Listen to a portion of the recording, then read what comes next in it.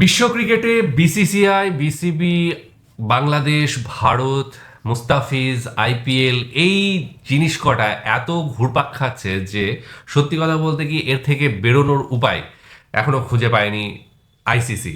তো যেহেতু শীর্ষ সংস্থা, তাদের একটা দায় অবশ্যই রয়েছে এবং তারা চাইছে যে এই জটটা খুলে যাক। আলটিমেটলি সেই জট খুলবে কিনা সেটা এখনো প্রতীক্ষার বিষয়। এখনো কি হতে চলেছে তার উপরে ডিপেন্ড করছে আইসিসি কি বলতে চাইছে, বাংলাদেশ বোর্ড কি বলতে চাইছে, বিশেষ করে বোর্ডের চাইতেও সরকার কি বলতে চাইছে তার উপরে ডিপেন্ড করছে। এখন যে খবরটা সবচেয়ে একটা মানে কি বলবো পজিটিভ দিক রয়েছে আসছে, সেটা হচ্ছে যে বাংলাদেশের মিডিয়ার তরফ থেকে বলা হচ্ছে যে আইপিএল এ খেলার জন্য আদৌ ফিজকে আবার কি ফেরানো একবার হচ্ছে? করে হ্যাঁ, ফিজকে আবার মানে নিয়ে আসা এই নিয়ে হচ্ছে। কি বিসিসিআই কোনো প্রস্তাব দিয়েছেন যে আইপিএলে আবার ফিস ফিরে আসছেন? হ্যাঁ, বিশ্বকাপে কি টাইগাররা আবার খেলতে যাচ্ছে? একদম। তো তো সত্যি কি যদি এগুলো হয়, যদি আইপিএল এ মুস্তাফিজ খেলে এবং বিসিসিআই এই প্রস্তাব দিয়ে থাকে বিসিবিকে, সাথে যদি বাংলাদেশ টি-20 ওয়ার্ল্ড কাপ খেলতে ভারতে আসে, তাহলে এর থেকে ভালো খবর ক্রিকেটে আর হতে পারে না।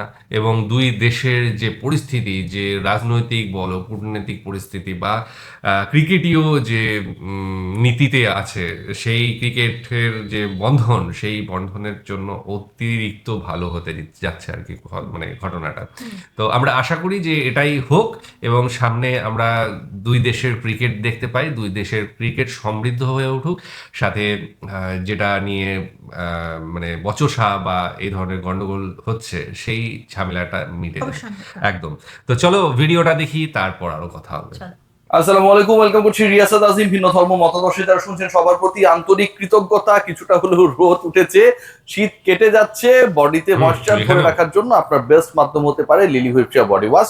72 আওয়ার্স পর্যন্ত আপনাকে প্রোটেকশন দেবে। ডিসকাশন করতে চাই বাংলাদেশের ক্রিকেট নিয়ে। এই মুহূর্তে ইমার্জেন্সি মিটিং চলছে among the directors of Bangladesh cricket board. আমি যে খবরটা পেয়েছি, এই মিটিং শেষ পর্যন্ত কতক্ষণ চলবে, এই মিটিং এর আউটকাম কি হতে পারে সেটা নিয়ে যথেষ্ট থমথমে সিচুয়েশন রয়েছে।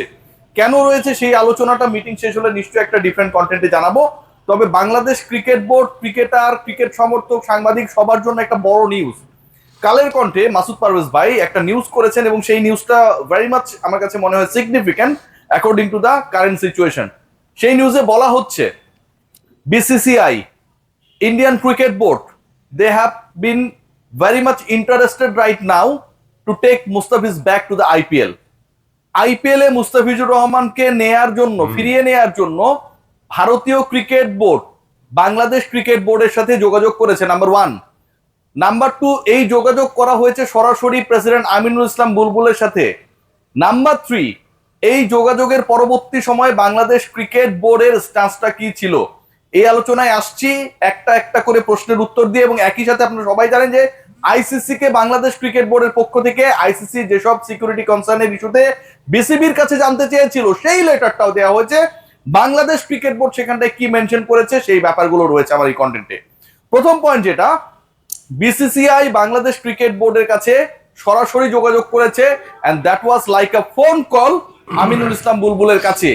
এবং এই যোগাযোগটা হয়েছে, এই ঘটনা প্রবাহ প্রথম যেদিন ঘটলো, অর্থাৎ সকাল সকাল আমরা যেদিন খবরটা পেলাম যে মুস্তাফিজুর রহমানকে আইপিএল এ খেলানো হবে না, তাকে বাদ দেওয়ার জন্য কলকাতা নাইট রাইডার্সকে নির্দেশ দেওয়া হয়েছে, কিছুক্ষণের মধ্যে, কয়েক মিনিটের মধ্যে কলকাতা নাইট রাইডার্স এর সোশ্যাল পেজ থেকে মুস্তাফিজুর রহমানকে নিয়ে করা সকল পোস্ট মুছে ফেলতে দেখা গেছে। সেই দিন রাতেই কিন্তু আমরা দেখেছিলাম উপদেষ্টা আসিফ নজরুল তিনি স্ট্যান্স জানিয়েছেন। ঠিক তার পর দিন ভারতীয় ক্রিকেট বোর্ডের একজন উচ্চ পদস্থ কর্মকর্তা সরাসরি বাংলাদেশ ক্রিকেট বোর্ডের প্রেসিডেন্ট আমিনুল ইসলাম বুলবুলের সাথে যোগাযোগ করেন এবং সেই যোগাযোগের প্রস্তাবটা হচ্ছে একদম স্ট্রেইট যে মুস্তাফিজকে তারা আবার ফিরিয়ে নিতে চায়। যেভাবে বাদ করেছে ঠিক সেভাবে মুস্তাফিজুর রহমান ব্যাক করবে। ক্রিকেটাররা রিটায়ার্ড হলে আপনারা দেখেন যে চলে যায়, আবার সেবা শুশ্রূষা নেওয়ার পরে আবার ব্যাক করে আসে, আবার ব্যাটিং করে। ঠিক এরকম যেন একটা সিচুয়েশন ক্রিয়েট করার চেষ্টা ছিল ভারতীয় ক্রিকেট বোর্ডের পক্ষ থেকে। এবং সেই অফারটা গ্রহণ করার মাধ্যমে বাংলাদেশ ক্রিকেট বোর্ড এবং ভারতীয় ক্রিকেট বোর্ডের মধ্যে যে চলমান টেনশন সেটাকে আসলে রিমুভ করা যায় কিনা, that was the ultimate plan. Aminul Islam Bulbul যখন এই ব্যাপারে অবগত হলেন, ঠিক তার আগেই পুরো ব্যাপারটা গভর্নমেন্টের কোর্টে চলে যায়। সরকারের কাছে যখন এটা চলে যায়, and government has decided not to play any World Cup matches in the soil of India, তখন বাংলাদেশ ক্রিকেট বোর্ড আলটিমেটলি একটা হেল্পলেস সিচুয়েশনে। সেই অফার কি এখনো রয়েছে? বাংলাদেশ ক্রিকেট বোর্ড যদি সেটাকে এভেল করে, বাংলাদেশ গভর্নমেন্ট যদি গ্রিন সিগন্যাল দেয়, মুস্তাফিজ যদি আবারও আইপিএল এ ফিরে যায়, কলকাতা নাইট রাইডার্সের হয়ে খেলা শুরু করে, যেসব পোস্টকে ইরেজ করে ফেলা হয়েছে সেগুলোকে আবার নতুন করে রিজিউম করানো হয়, এবং তারপর কি বাংলাদেশ ক্রিকেট দল ভারতে গিয়ে খেলবে কিনা, এরকম সিচুয়েশন এই মুহূর্তে রয়েছে কিনা, দ্যাট ইজ দ্য কোয়েশ্চেন। উত্তরটা হচ্ছে নো।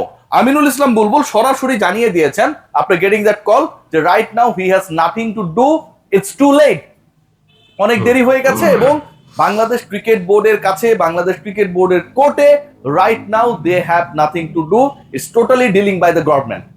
মুস্তাফিজুর রহমানকে ফিরিয়ে নেয়ার যে প্রস্তাব দেওয়া হয়েছিল, ইন্ডিয়ান ক্রিকেট বোর্ড বাংলাদেশের রিঅ্যাকশনের পরে কতটা প্রেসারে পড়লে এই কাজটা করতে বাধ্য হয়েছে, জাস্ট ইমাজিন। এবং এই অফারটা বিসিসিআই, যারা তাদের বোর্ডে আলোচনাটা করে নাই, যারা আইপিএল গভর্নিং কাউন্সিলকে না জানিয়ে মুস্তাফিজকে বাদ দেওয়ার সিদ্ধান্ত নিয়েছে, সেই মহাপরাক্রমশালী বিসিসিআই তারা রিথিং করে বাংলাদেশ ক্রিকেট বোর্ডকে অফার করেছে, তারা মুস্তাফিজকে ফিরিয়ে নিতে চায় আইপিএল এ, বিনিময়ে বাংলাদেশ যেন এখন ওয়ার্ল্ড কাপ খেলতে ইন্ডিয়া চলে যায়। চিন্তা করতে পারেন কোন প্রেসারে তারা পড়েছে। That was a severe pressure, no doubt about that, and Bangladesh has taken an stance. সেই স্ট্যান্সটাকে আমি টোটালি সাপোর্ট করি।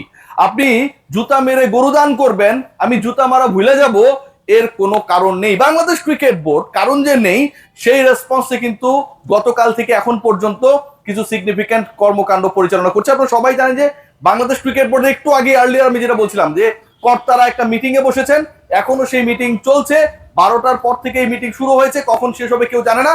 ক্রিকেট বোর্ডের ওয়ার্ল্ড কাপ স্ট্যান্স নিয়ে এই মিটিং এ আলোচনা হচ্ছে। তবে তার আগে আইসিসির কাছে Bangladesh cricket board has given the letter in response.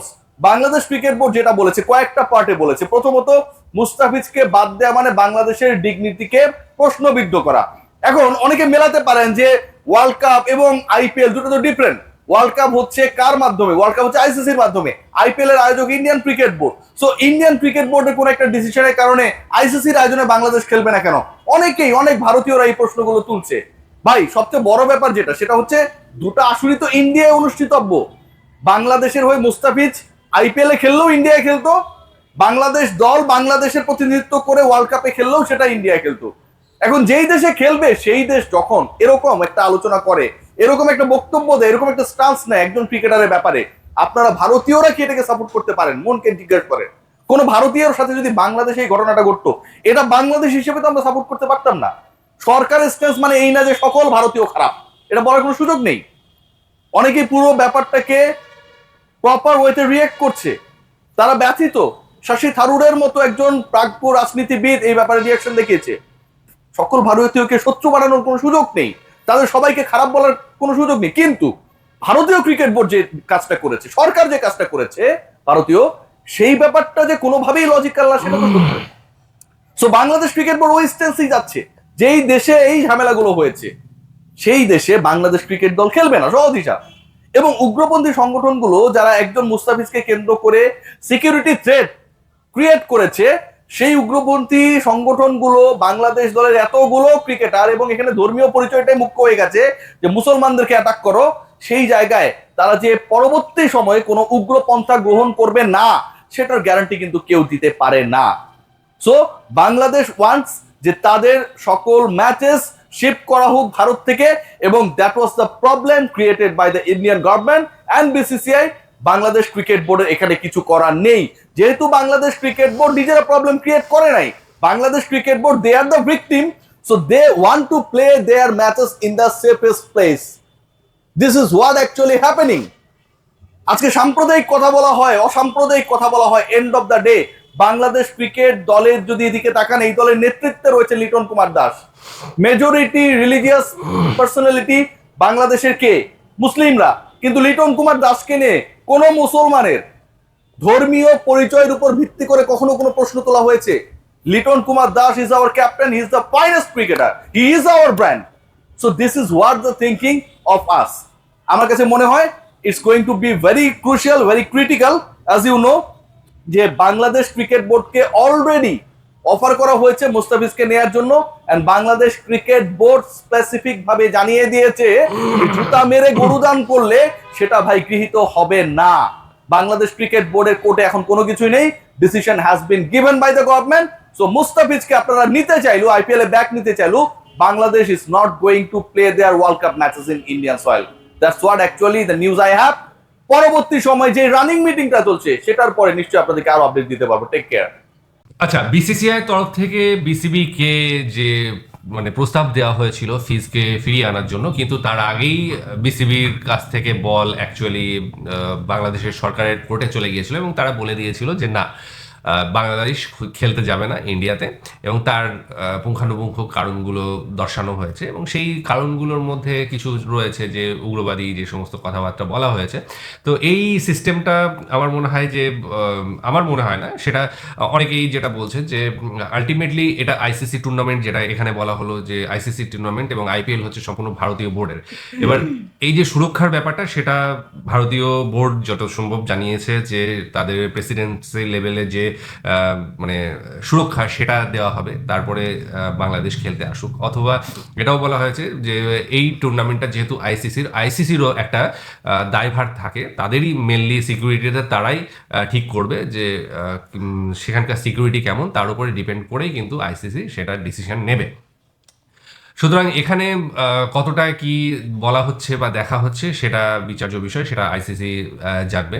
এবং বাংলাদেশকে বলা হয়েছে যে সমস্ত সিকিউরিটি নিয়ে এসে, এবং পাকিস্তানের সঙ্গে যে ব্যাপারটা সেটা আলাদা। বাংলাদেশ ভারতের সম্পর্কটা আলাদা রকম এবং পাকিস্তান ভারতের সম্পর্কটা কিন্তু অন্যরকম, ঠিক আছে। সেখানে যুদ্ধের ব্যাপারটা অনেক কিছু রয়েছে, সমস্ত কিছু রয়েছে, কিন্তু এখনো পর্যন্ত সেই লেভেলে কিন্তু বাংলাদেশ ভারত পৌঁছয়নি, ঠিক আছে। সুতরাং ভারতে এলেই যে ভারতে এলেই যে মানে এই ধরনের কেসগুলো ঘটে যাবে, বিরাট কিছু হয়ে যাবে, কারণ এটা কিন্তু মানা যায় না। কারণ সাধারণ মানুষ কিন্তু এখনো ভারতে আসছে, ভারতের সাধারণ মানুষ বাংলাদেশে যাচ্ছে, সাথে সাথে সাথে সাথে যারা স্টার রয়েছে, ফিল্ম স্টার বলো বা ওনারাও এসে কিন্তু জয়া আহসান বা আরো যারা রয়েছেন তারা কিন্তু এসে এখানে কাজ করছেন। চঞ্চল চৌধুরী কাজ করছেন, মোশাররফ করিম এসে কাজ করছেন, এদিককার আর্টিস্টরা ওদিকে গিয়ে কাজ করছে। সুতরাং যে সিকিউরিটি একদমই নেই এইটা বলাটা একটু কঠিন হবে, যেহেতু একটা মানে একটা বিরোধী নীতি চলছে, সেই জন্য মুখে মুখে বা ফেসবুক ইউটিউবে এই ধরনের কথাগুলো বলা যায়। কিন্তু সামনাসামনি যখনই দুটো মানুষকে বসিয়ে দেওয়া যাবে, আমি শিওর যদি বাংলাদেশ এবং ভারতের মানুষকে সামনাসামনি, বিশেষ করে দুই বাংলার মানুষকে সামনাসামনি মুখোমুখি বসিয়ে দেওয়া যায়, আমার মনে হয় না যে কেউ কারোর বিরুদ্ধে কোনো কথা বলবে।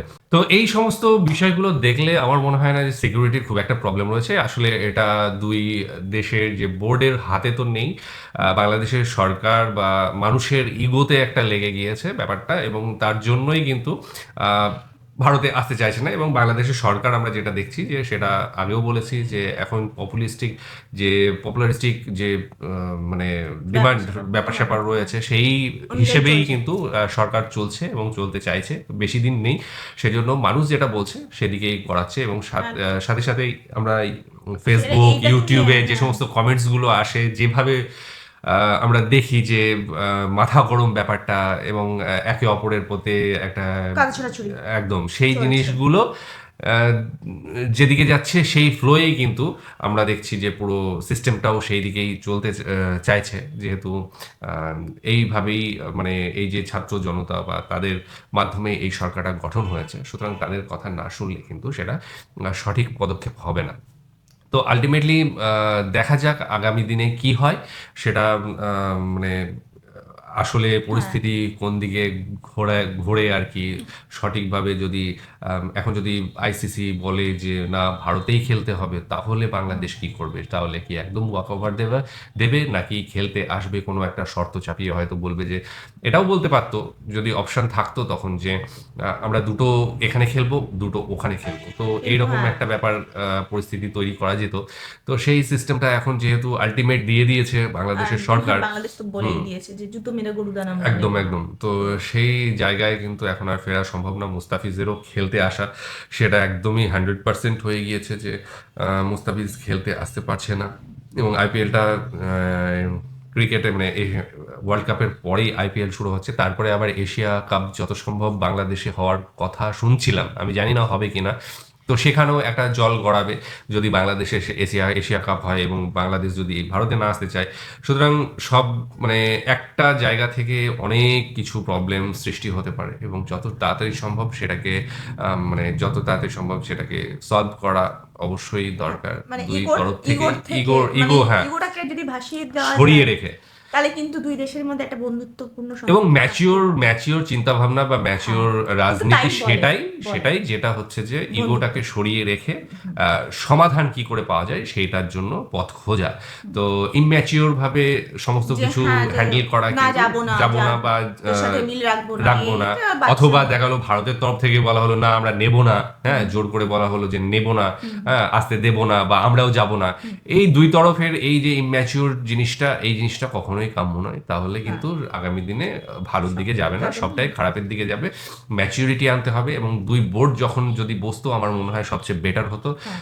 দুই বোর্ডের মধ্যে কথাবার্তা হলে তাহলে জিনিসটা আরো পরিষ্কার হয়ে সলভটা খুব তাড়াতাড়ি হতো। তো যাই হোক, প্রশাসক হিসেবে বুলবুল এর আগেও আইসিসিতে যত সম্ভব বা আইসিসি সভাপতি অথবা উনি এশিয়ান ক্রিকেট কাউন্সিলের সভাপতি ছিলেন, এসিসির সভাপতি ছিলেন। তো উনি জানেন কিভাবে এই প্রেশারগুলো হ্যান্ডেল করতে হয়। কিন্তু আলটিমেটলি আমরা দেখেছি যে যেহেতু বাংলাদেশ সরকার ইনভলভ হয়ে গিয়েছে, সুতরাং সেখান থেকেই মানে পরিস্থিতিটা কিভাবে সুষ্ঠুভাবে হ্যান্ডেল করা যায় সেটা সেখান থেকেই আসবে। তো এই ছিল মোটামুটি ভিডিও আজকের। আর আগামী যে মিটিং হচ্ছে তারপরে আরও যে সমস্ত কথাবার্তা আসবে বা তাদের ডিসিশন আসবে সেগুলো জানতে পারবো এবং সেগুলো নিয়ে আমরা অবশ্যই আলোচনা করবো। তো আজকের মতো এখানেই শেষ হচ্ছে। আমি দিন আবার আসছি অন্য কিছু নিয়ে, ততক্ষণের জন্য স্টে টিউনড।